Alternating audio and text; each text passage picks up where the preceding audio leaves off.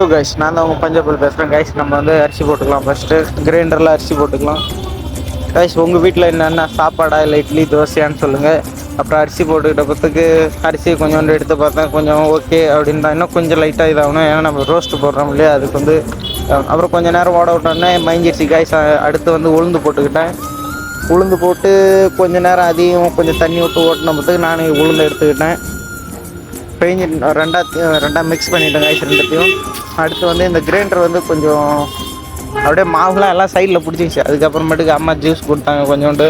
அப்புறம் கொஞ்சம் இந்த சுண்டலும் இந்த ராஜ்மா பயிரும். அப்புறம் வந்து குளிச்சுட்டு ஃப்ரெஷ் ஆகிட்டு இதான் கைஸ் அவுட்ஃபிட் எப்படி இருக்குன்னு சொல்லுங்கள்.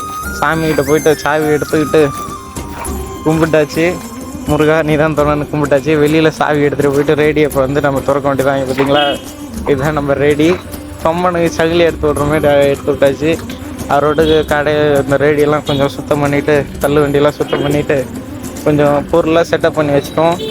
இப்போ நானே லைக் பண்ணு, ஷேர் பண்ணு.